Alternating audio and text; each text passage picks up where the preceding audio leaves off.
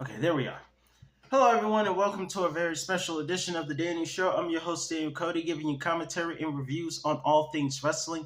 Thank you guys so much for watching, and we are so close to 500, and I want to thank each and every one of you who have been here to support me since day one, and those of you who have continued to show support, thank you so much. By your subscription, we are so close to getting there, and we're halfway to 1,000, but for now, we're close to 500. Thank you guys so much. But let's talk about why we're here. We are here because today, May the 8th, by the way, I'm sorry, yesterday was Kevin Owens' birthday, and I would like to ask you, the fans, what is your favorite Kevin Owens match? I have a couple of favorites. One of them would be WrestleMania 39 with along Sami Zayn defeating the Usos. But today is May the 8th, and it is two great birthdays today. First being the Psycho Killer, Tommaso Ciampa, who was a part of a great TLC match on SmackDown a couple of weeks ago. But the other birthday is the reason why we're here.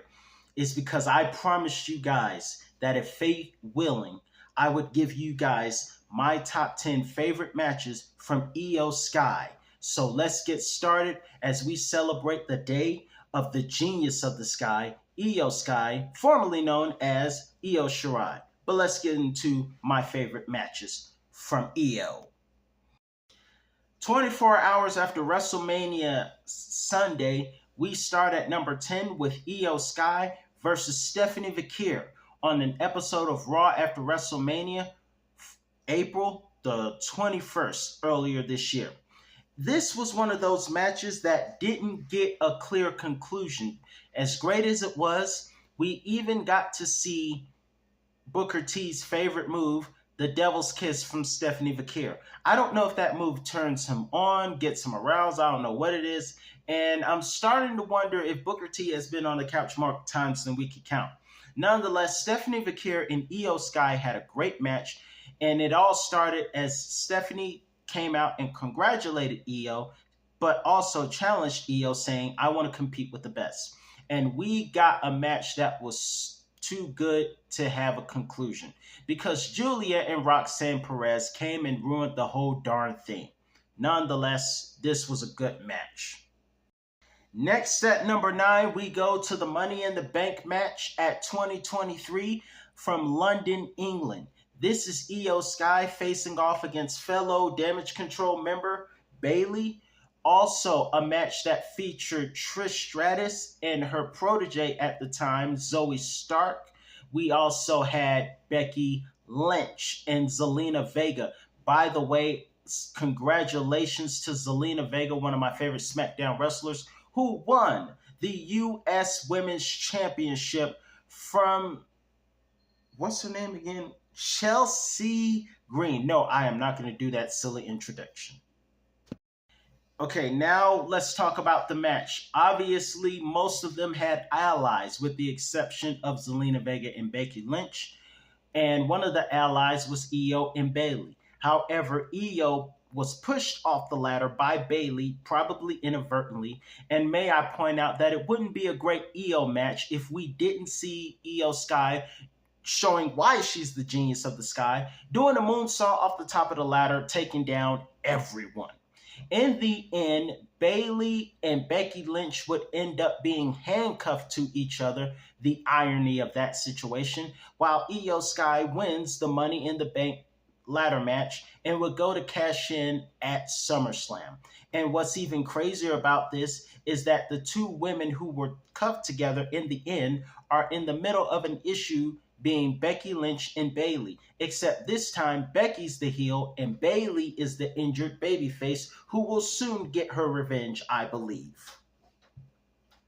Next at number 8, we have Iyo Sky versus Asuka on an episode of SmackDown September the 22nd of 2023. When she was champion, one of her biggest defense was against future member of Damage Control and 2/3 of the New Japan group known as Triple Tails, Asuka.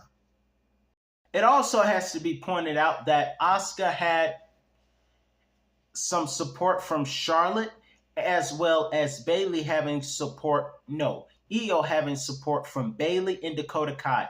By the way, if you didn't see my thoughts from NXT this past Tuesday, I did mention the release, and I will say again, I think it absolutely sucks that Dakota Kai is gone.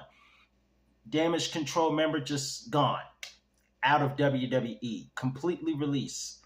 I haven't seen a release like this since Vince McMahon was running the show. I never thought I would see such major releases under the leadership of Triple H. But those are what budget cuts and finances could do to people. I still think it sucks. Of course, Asuka was also in this match, competing against Iyo Sky in a very good match. I must point out, though, that I miss Asuka, and when she comes back, hopefully she will come back better than ever. And hopefully, ironically, Asuka was being supported by the woman who broke her streak. May I please point out that I hope that when Asuka returns, if she makes it in time for WrestleMania of next year in New Orleans, that she can get some redemption and actually win a WrestleMania, and it would be fitting for her to win a WrestleMania in New Orleans, where all of the back and forth started. Her streak broke that day.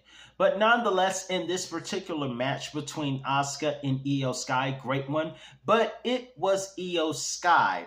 Many thought it was going to be Asuka, but it was Iyo Sky who won this match against the Empress, the dangerous Asuka. Now let's go to number 7. We have Iyo Shirai versus Candice LeRae at NXT TakeOver Toronto 2019, 24 hours before SummerSlam. This match was built as Iyo had just turned heel recently, had taken on a darker attire and a darker persona, and she turned on her friend Candice LeRae, saying that she doesn't need any friends or the fans. Of course, it didn't stop some of the fans from still supporting her because she was a talented person. And by the way, let me just point out that there were a lot of heel turns in 2019, especially with the women's division. Sasha and Bailey being one of them. 2 of them, rather. But in this match, it was pretty good. It was just a grudge match. However, I did not expect Candice LeRae to kick out of the moonsault. And what do you do when you kick out of the moonsault? You win by TKO, and that's what Iyo did. Several months later, Iyo Sky would go on to have more success, because next on this list at number 6, we have Iyo Sky versus Rhea Ripley versus Charlotte Flair for the NXT Women's Championship at NXT's In Your House 2020. It was supposed to be a rematch between Rhea and Charlotte for the NXT Championship, seeing as how Charlotte took the championship from Rhea at WrestleMania 2020. But Iyo Sky found her way into the title picture, and they would face off, like I said, at In Your House 2020. One of the highlights of this match, Iyo, being Iyo Sky, jumped off the In Your House stage onto the 2 competitors, and then, just as Iyo watched Charlotte Flair put Rhea Ripley in the figure 8, she capitalized and went for a moonsault to win her first NXT Women's Championship. And she would go on to have a really good almost 1-year reign as NXT Women's Champion. Unfortunately, this would end at number 5 with Iyo Sky versus Raquel Gonzalez, now known as Raquel Rodriguez, at NXT Stand and Deliver 2021. Even though Iyo lost this match and lost the NXT Women's Championship, she made some great highlights because the night she won, she jumped off the roof of a house. This time she jumped off of something a lot taller, and that was the top of a Stand and Deliver skull stage, which looked like it was every bit of 15 to 20 feet tall. And it didn't stop her from flying off onto Raquel into a steel entry. Unfortunately, that might have cost her, even though she was successful at doing the move. It might not have done too well because in the end, Raquel won the NXT Women's Championship. But on to not much better result at number 4. We have Iyo Sky versus Bianca Belair at Backlash 2023 in Puerto Rico. Speaking of Backlash, I would like to point out that 2 of WWE's Backlash opponents for this year, right here, Randy Orton and John Cena. And notice John Cena is wearing the WWE Championship back when it was the Universal Championship. I just want to point out that 2 of Backlash's opponents are right there. Those 2 were Backlash opponents at one time. I just want to point that out. And those 2 were Backlash opponents. But let's get down to business. Bianca versus Iyo Sky. Ironically, Bianca was the babyface and pretty popular at the time. Iyo Sky was part of the heelish group known as Damage Control, where Bayley was not a fan favorite at the time at all, because she was really playing into her villainous character. However, when Iyo got to San Juan, Puerto Rico, the fans went crazy for Iyo and they booed Bianca. And Iyo was supposed to be the villain. Of course, Iyo gave the fans something to cheer about because of her performance and her high-flying ability. But due to communication issues surrounding Bayley and Iyo from Damage Control, Bianca capitalized and won the match, retaining her Raw Women's Championship. Next, we go on to number 3. We have Iyo Sky versus Rhea Ripley from earlier this year, March the 3rd of 2025, with Bianca Belair at ringside because she wanted to know, after winning the Elimination Chamber, who she would face at WrestleMania. However, Rhea Ripley choosing to taunt Bianca would work against Rhea, and Iyo would capitalize on this moment and win the Women's World Championship from Mommy, as they like to call her. And moral of the story is focus on the match and not the spectator, because Bianca was not at fault. This was much more a situation of God don't like ugly, and karma's a biscuit. Next, at number 2, keep Bianca and Rhea in mind. But at number 2, we have Iyo Sky versus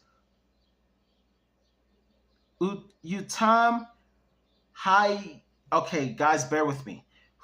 Utam Hayashishita